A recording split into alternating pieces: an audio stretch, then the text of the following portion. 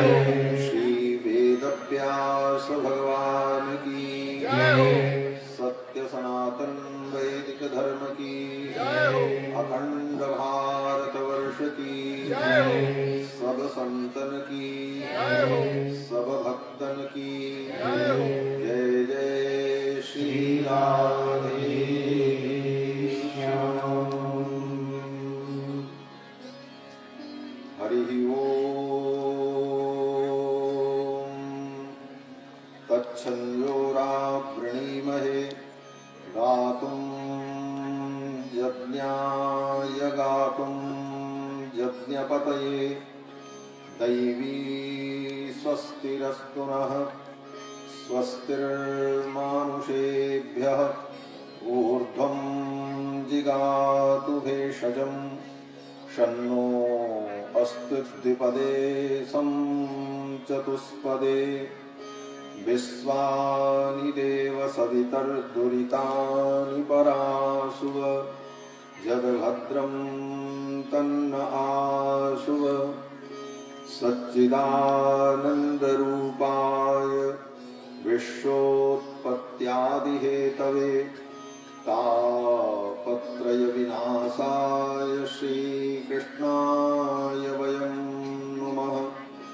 वसुदेवसुतं देवं कंसचाणूरमर्दनं देवकी परमानन्दं कृष्णं वन्दे जगद्गुरुं। कृष्णाय वासुदेवाय हरये परमात्मने प्रणतक्लेशनाशाय गोविन्दाय नमो नमः। जन्माद्यस्य यतोऽन्वयादितरतश्चार्थेष्वभिज्ञस्वराट् तेने ब्रह्महृदाय आदिकवये मुह्यन्ति यत्सूरयः। तेजो वारिमृदां यथा विनिमयो यत्र त्रिसर्गो मृषा धाम्ना स्वेन सदा निरस्तकुहकं सत्यं परं धीमहि। निगमकल्पतरोर्गलितं फलं शुकमुखादमृतद्रवसंयुतं पिबत भागवतं रसमालयं मुहुरहो रसिका भुवि भावुकाः। यं प्रव्रजन्तमनुपेतमपेतकृत्यं द्वैपायनो विरहकातर आजुहाव पुत्रेति तन्मयतया तरवोऽभिनेदुस्तं सर्वभूतहृदयं मुनिमानतोऽस्मि।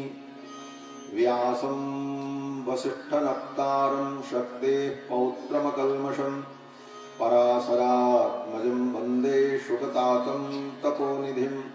व्यासाय विष्णुरूपाय व्यासरूपाय विष्णवे नमो वै ब्रह्मनिधये वासिष्ठाय नमो नमः।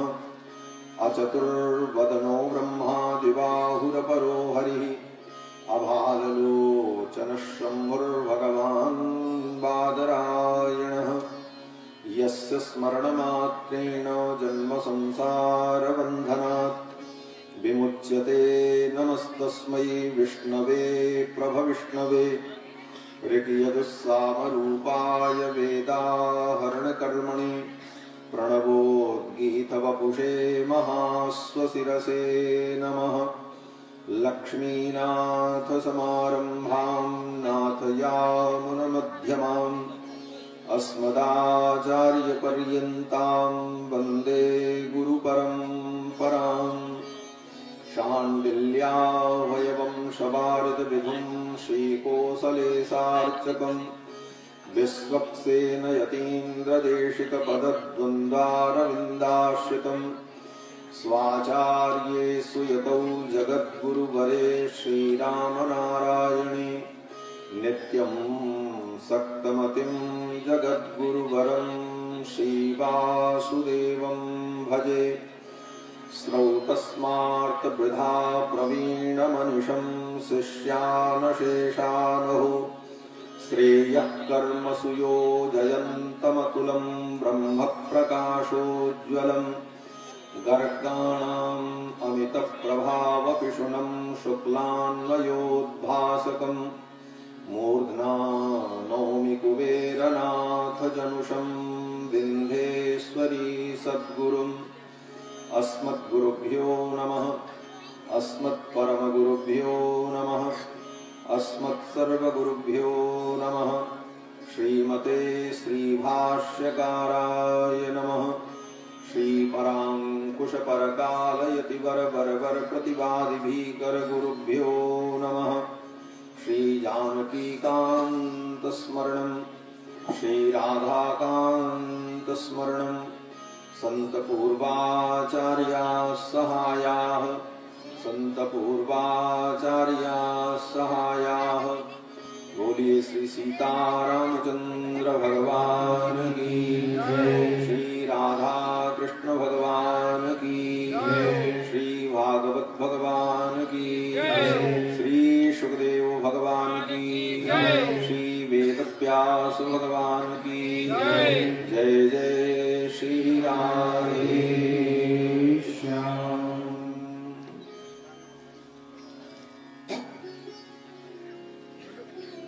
भगवान पुराण पुरुषोत्तम सच्चिदानंद प्रभु श्री हरि की मंगलमयी कथा सुधा का हम सभी लोग श्रवण लाभ प्राप्त करें। उसके पूर्व कथा की मर्यादा के अनुकूल भगवान के मंगलमय नाम का श्रद्धा भक्ति के साथ संकीर्तन कर लें।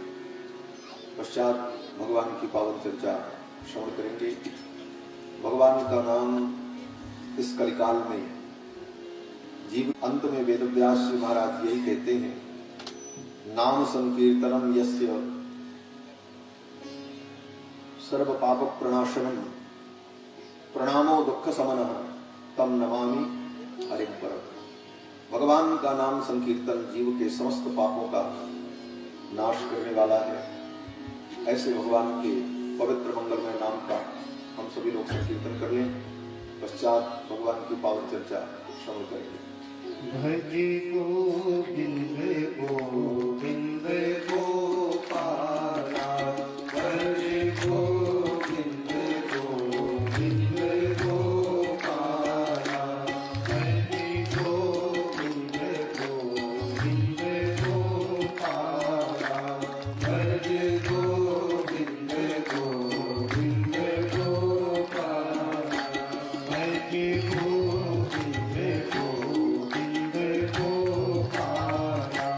भजे गोविंद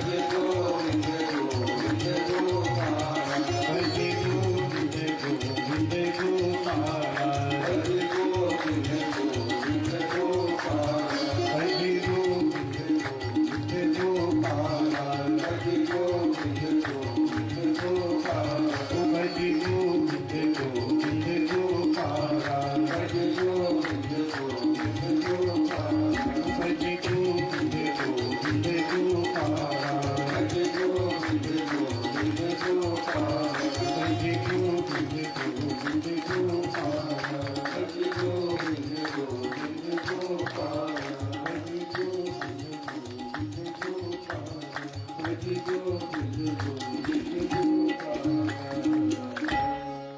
गोविंद भगवान की जय, श्री सच्चिदानंद भगवान की जय, जय जय श्री राम।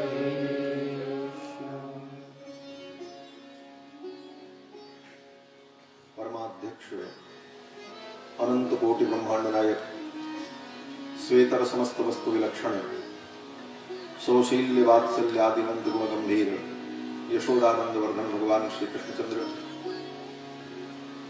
मंच पर विराजमान परम श्रद्धेय विद्वत वरेण्य स्वामी श्री भागवतानंद जी महाराज,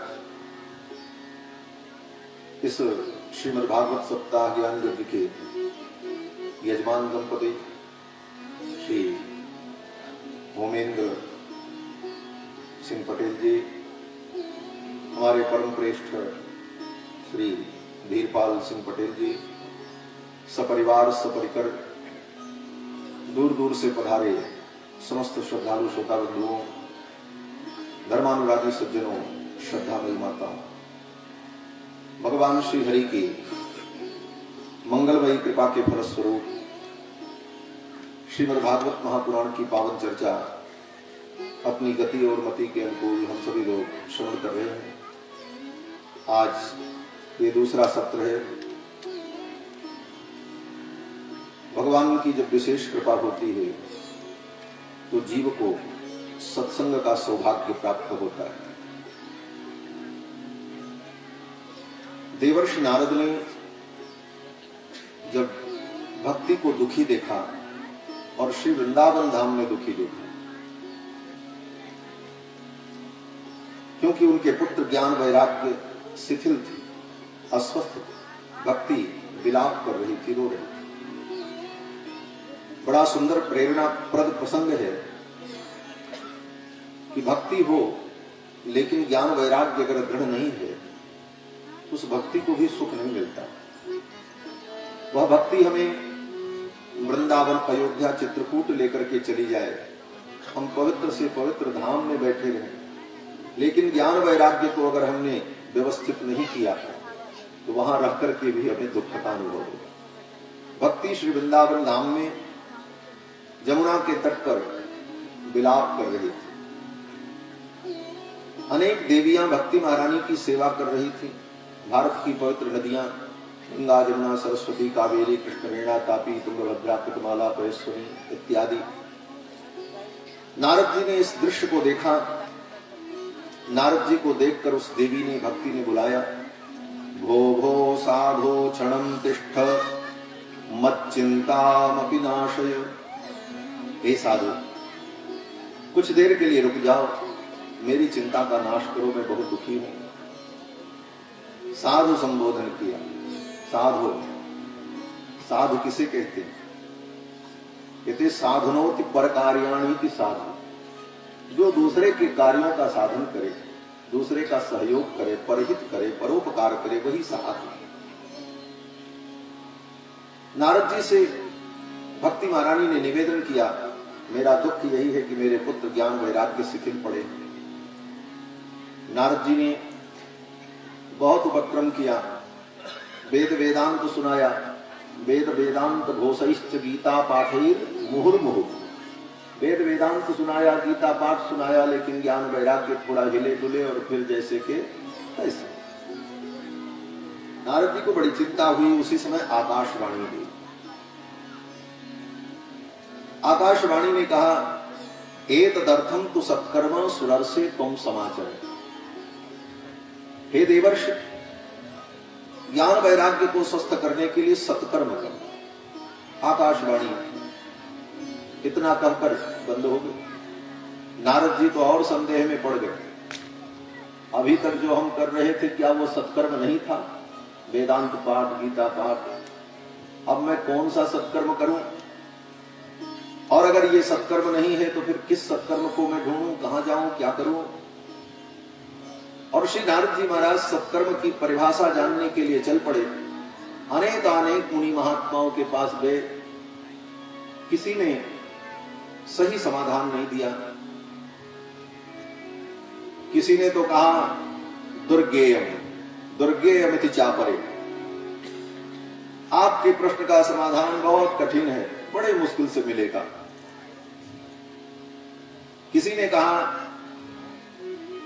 आपका जो प्रश्न है इसका समाधान कोई नहीं है।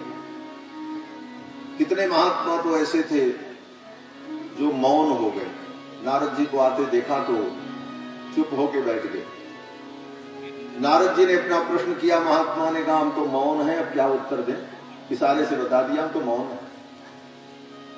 कि अंतस्तु पलायिता, कुछ महात्माओं ने मार्ग छोड़ दिया, नारद जी ऐसा प्रश्न लेकर के आ रहे हैं इसका कोई उत्तर नहीं है, क्या करें। अंत में देवर्षि नारद अपने प्रश्न का उत्तर प्राप्त करने के लिए उत्तराखंड की ओर गए।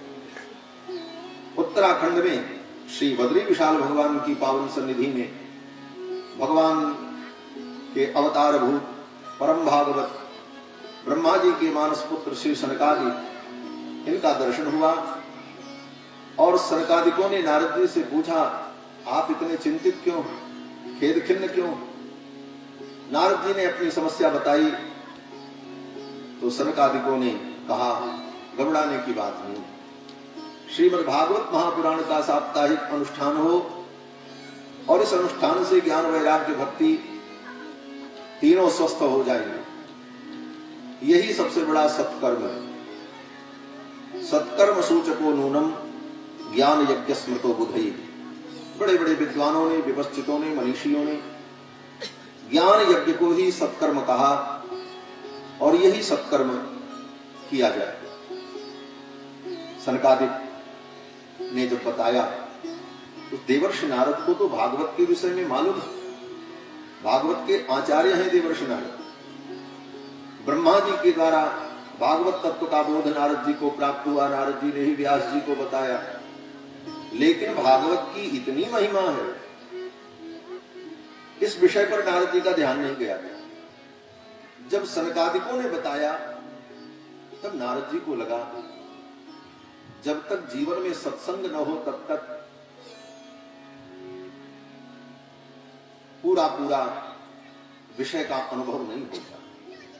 सत्संग की बड़ी महिमा है। भागवत को नारद जी जानते हैं, नारद जी ही आचार्य भी हैं, उपदेष्टा भी हैं, परंतु नारद जी को भागवत की ऐसी अद्भुत महिमा का बोध नहीं था। सनकादिकों ने जब बताया तो नारद जी ने कहा यह सत्संग का प्रभाव है।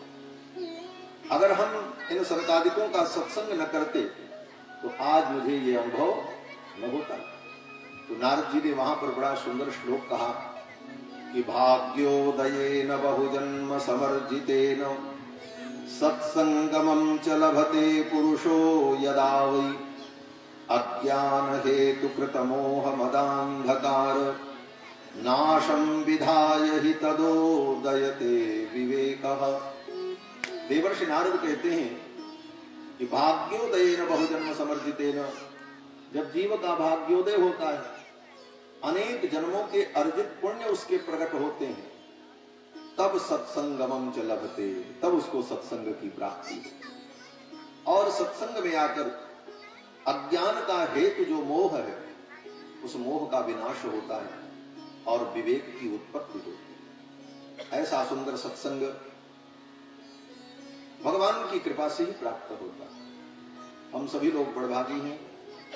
इस भागवत सत्र में स्वयं स्वामी भागवतानंद जी महाराज पधारे हैं, उनका आशीर्वचन कल भी आपने प्राप्त किया और आज महाराज श्री को निकलना भी है।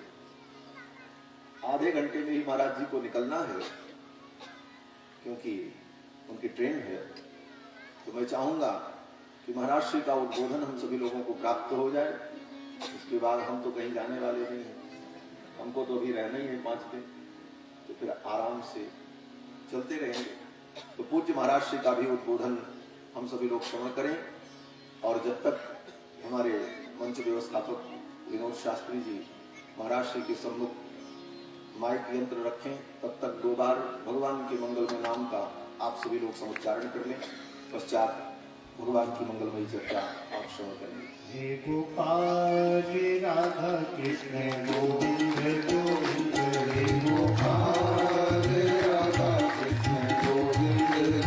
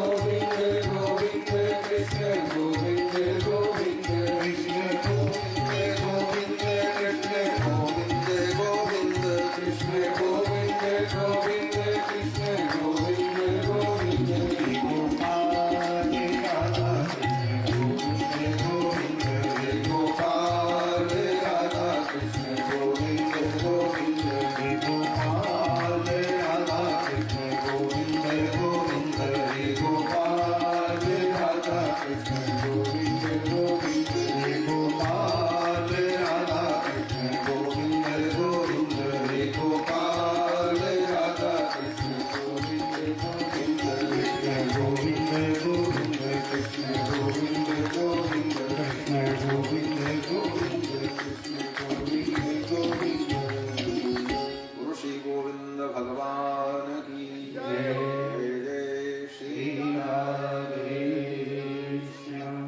श्री शंकरं भवहरं कलिकल्मषारिं योगीन्द्रवर्यमपराजितमद्वितीयं सर्वज्ञपीठगतमानविधिसमार्यं नौमि सर्वनिगमागमतत्त्वमूर्तिं यत्पङ्कजाङ्घ्रिविभवे नमःष्टपाशानाक्रोशयन्ति मनुजं जठराग्निचक्रे नैवं पुनः प्रविशति भवदान्यवर्यो रामानुजो विजयते यतिराजराज भक्त्यामास्थानमितकरणात् वेदवेदान्तघोषैर्वर्णाश्रम्यां निहितनियमान् बाह्यजातेष्टं लेक्षान् रामारक्तान् मथुतमनसो रामतत्त्वे निधाय रामानन्दो रघुवरमती राजते पुण्यकीर्तिः द्वैताद्वैतोपदेष्टारं विष्णुचक्रावतारिणं वन्दे तं निन्दमार्तण्डं द्वितीयमिव भास्करं यो नन्यतां समादाय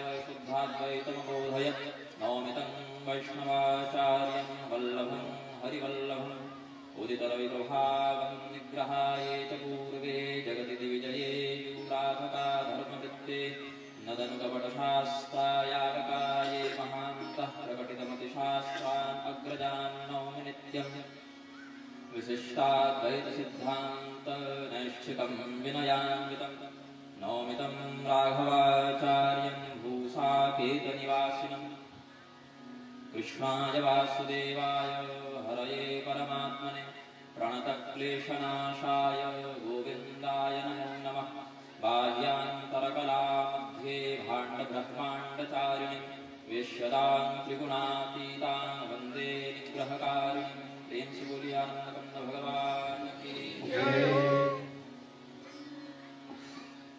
परम पूज्य अनंत श्री संलंकित श्रीमद जगत गुरु रामानुजाचार्य स्वामी श्री राघवाचार्य महाभाग का सादर अभिनंदन करते हुए समुपस्थित विद्वद्वरेण्यों का यथायोग्य अभिवादन करते हुए हम आज काल की बड़ी न्यून सीमा की मर्यादा को ध्यान में रखते हुए सारभूत शब्दों में कुछ भगवत भक्ति परक उपदेश का उपक्रम करेंगे। भगवान से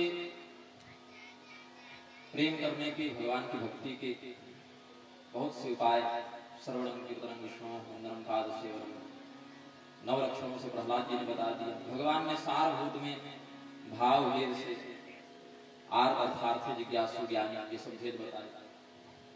हमारे कर्म के भी नवभेद शास्त्रों में वर्णित है। पाप पुण्य, पाप पुण्य मिश्रित, पाप पुण्य रहित, ये फल भेद से 4 प्रकार होते हैं। काल भेद से क्रियमाण संचित प्रारब्ध ये 3 भेद होते हैं।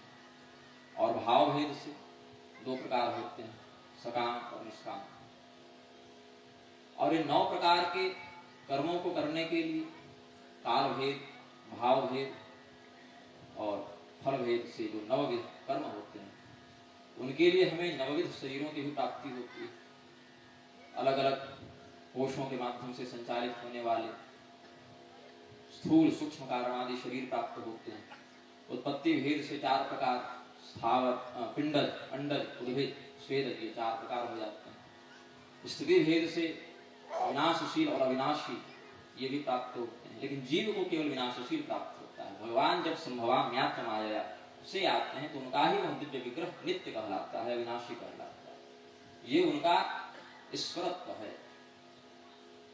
जीव कोटि में स्थित चेतन कभी सर्वज्ञ और पूर्ण क्षमता का प्रदर्शन नहीं कर सकता, सर्वज्ञ नहीं हो सकता, क्योंकि वह मायावृत्त होता है।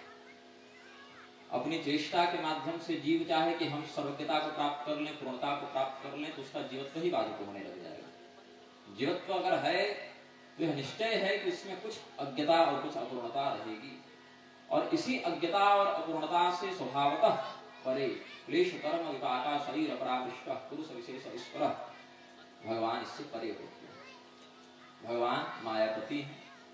जीव मायापति स्वचेष्टा से नहीं बनता, वह उसकी सीमा में यह नहीं है कि वह माया पर अपना आधिपत्य कर ले, क्योंकि वह मायापति है। और जीव जब भगवान के माध्यम से, भगवान की शरणागति से आत्मोद्धार का प्रयास करे,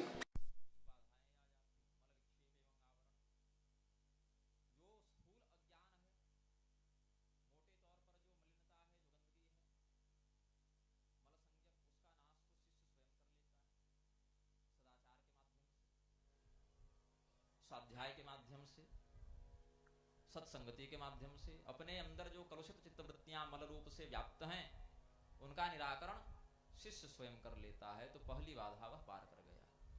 उसके बाद विक्षेप संज्ञ का बाधा, जैसे हम चावल में मिश्रित हो गए कंकड़ों को बीनते हैं, चुनते हैं, एक एक कंकड़ को ध्यान पूर्वक चुनना पड़ता है, उसी प्रकार से शिष्य के मस्तिष्क में जो भ्रम का, अज्ञान का, मोह का, शत्रुओं का जो विक्षेप हो जाता है, आचार्यगण एक एक प्रश्न का विधि पूर्वक समाधान करके, अनुशीलन करके, अनुसंधान प्रस्तुत करके उसका निवारण करते हैं। जैसे हम ध्यान से चावल में कुछ कीट आदि हो, कुछ कंकड़ इत्यादि हो, उनका चयन करके चावल को परिष्कृत करते हैं। तो मल संज्ञक जो बाधा है वह शिष्य अपने प्रयत्न से नाश कर सकता है, लेकिन विक्षेप का नाश नहीं कर सकता। विक्षेप के लिए गुरु की आवश्यकता है।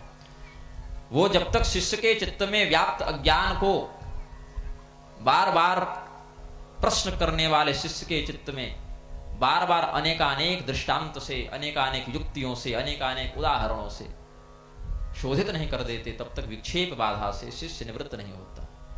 और आवरण, कि आवरण हटाना भगवान के हाथ में है। इसमें शिष्य भी नहीं और गुरु भी नहीं। गुरु उस मार्ग तक ले गए, उसके बाद गुरु की कृपा से, गुरु की अनुशंसा से, गुरु जी ने जब कहा कि हमारा शिष्य योग्य है प्रभु, आप इस पर अनुग्रह करें, ऐसा भगवान के समक्ष जब गुरुजन निवेदित करते हैं तो भगवान उस आवरण को भी हटा देते हैं और इस प्रकार से जीव को तत्वबोध हो जाता है, वह ब्रह्म ज्ञान से संपन्न हो जाता है। भगवान के जितने अवतार हैं वेदोक्त होने से सभी नित्य हैं, चाहे वो उस काल में हमें प्रत्यक्ष दिखाई दें या न दें। भगवान श्री कृष्ण और भगवान श्री रामचंद्र जी के भक्तों के मध्य अनेकानेक विषयों में शास्त्रार्थ श्री रामावतार के काल में भी हुआ। आनंद रामायण के अनुसार आचार्य श्री रामदास, श्री कृष्णदास का जो शास्त्रार्थ हुआ, यद्यपि कालक्षेप से देखें तो शाक्त कल्पों की श्रृंखला में भगवान जब आते हैं तो 28वें त्रेता में आते हैं, वैष्णव कल्पों की श्रृंखला में 24वें त्रेता में आते हैं। ऐसा कुछ कल्प भेद से अनेकानेक ग्रंथों में अध्यात्म रामायण, आनंद रामायण, देवी भागवत, विष्णु धर्मोत्तर पुराण, हरिवंश, वायु पुराण इत्यादि का अनुशीलन से ज्ञात होता है। ऐसे ही शाक्त कल्पों की श्रृंखला में भगवान श्री कृष्ण आते हैं तो 16,058 विवाह करते हैं। वैष्णव कल्पों में आते हैं 16,108 विवाह करते हैं। तो 50 का काल भेद, कल्प भेद अन्यान्य पुराणों से प्राप्त होता है। लेकिन भगवान 28वें में आए या 24वें में आए, ऐसा नहीं है कि वो आए तब वेदों ने वर्णन किया। नहीं, वेदों में जिस प्रकार का स्वरूप वर्णन है, भगवान उन श्रुतियों को सत्य सिद्ध करने के लिए वैसे वैसे आचरण में प्रवृत्त होते हैं। कौशिक रामायण में महर्षि देवरात के प्रश्न का उत्तर देते हुए महर्षि विश्वामित्र ने उपदिष्ट किया, गंगा का नाम भागीरथी इसीलिए नहीं है कि भगीरथ लेकर आए, अपितु वेदों में गंगा जी को भागीरथी नाम से संबोधित किया। इसी श्रुति को सत्य करने के लिए भगीरथ में वह सामर्थ्य दिया गया कि वह गंगा का आनयन कर सकें।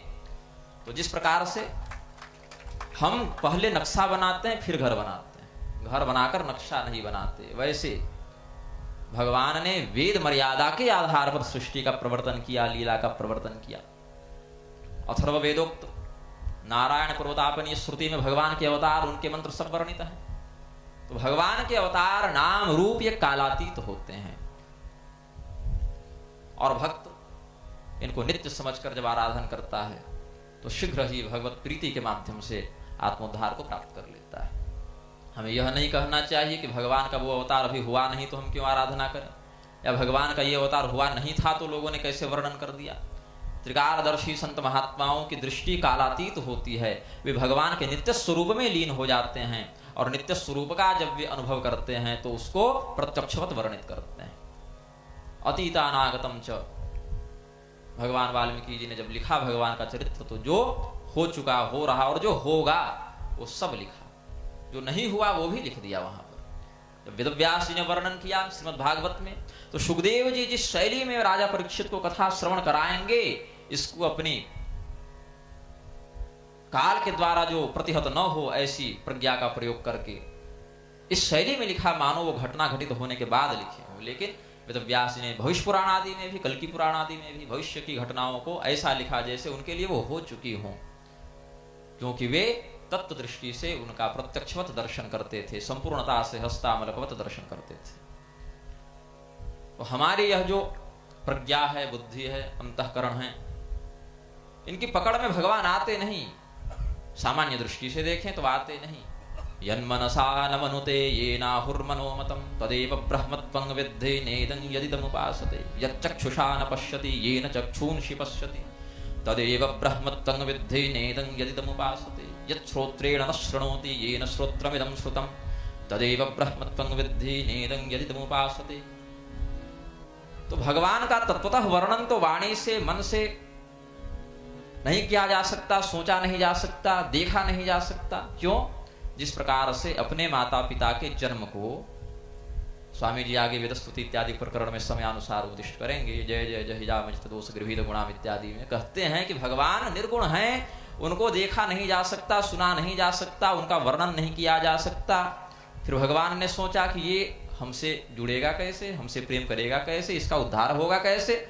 इस प्रकार से भगवान ने करुणापूर्ण अनुसंधान किया तो कहा हमें ही स्वयं को ऐसे प्रारूप में लाना पड़ेगा कि यह मेरा दर्शन कर सके, मेरा चिंतन कर सके, मेरा यजन कर सके। तो उस अव्यक्त नारायण ने स्वयं को व्यक्त कर लिया।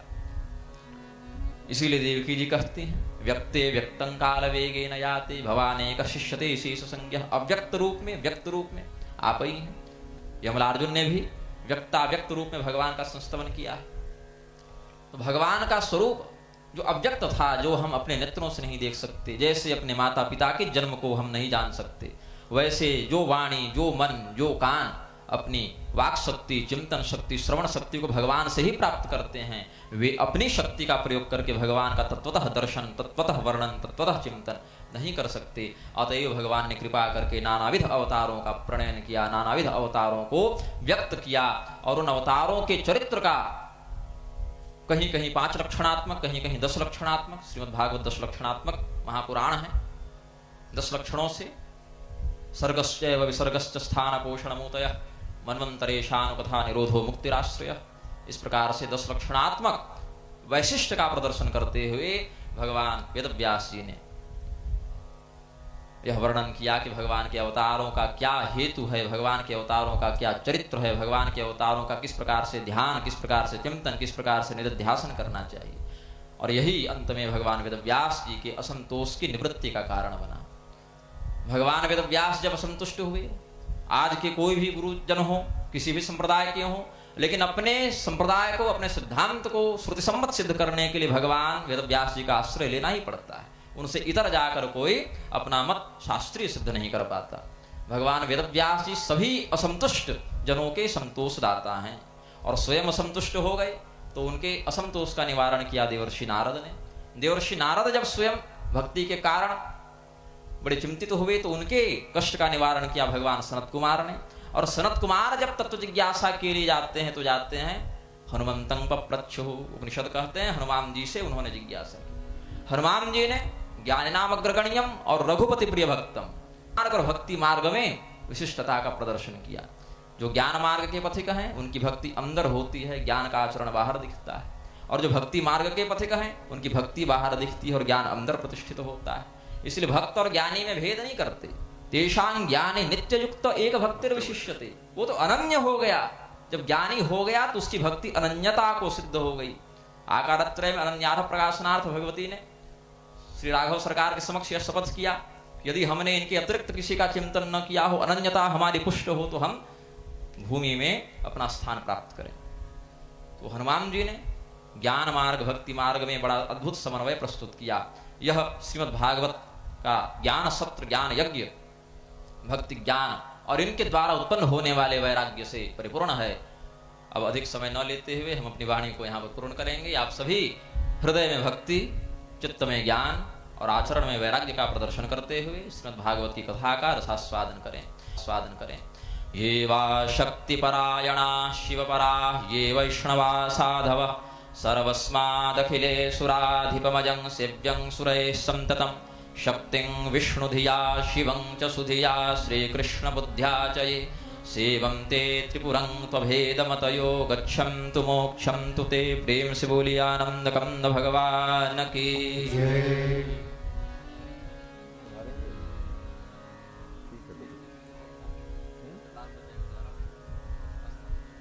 कुछ वो अंग वस्त्र का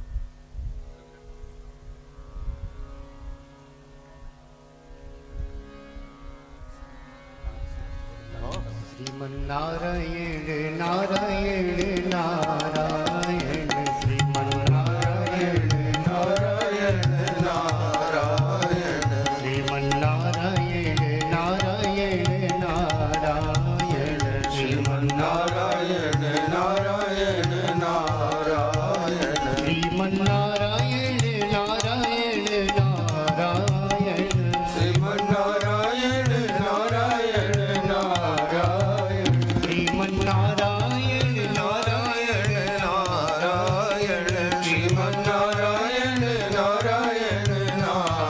नारायण श्रीमन्नारायण नारायण नारायण श्रीमन्नारायण नारायण नारायण श्रीमन्नारायण नारायण नारायण श्रीमन्नारायण नारायण नारायण श्रीमन्नारायण नारायण नारायण श्रीमन्नारायण नारायण नारायण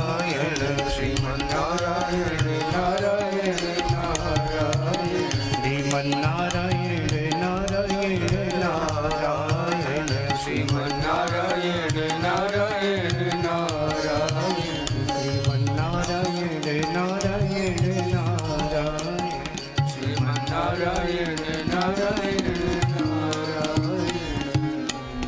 बोलो श्री लक्ष्मी नारायण भगवान की जय। भगवान श्री सच्चिदानंद की मंगलमयी चर्चा पूज्य महाराज श्री ने श्रवण कराया। भगवान के लीला के संदर्भ में भिन्न भिन्न पुराणों में भिन्न भिन्न प्रकार की बातें कही गई, सभी प्रामाणिक और कल्याणप्रद हैं। काल भेद, संख्या भेद इत्यादि जो पुराणों में यत्र तत्र है, उसका मूल कारण कल्प भेद। गोस्वामी तुलसीदास जी ने एक चौपाई में ही इन सारी समस्याओं का समाधान भक्तों के लिए बता दिया। जहां कहीं ऐसा अनुभव हो, कल्प भेद के द्वारा सबका समाधान हो जाता है।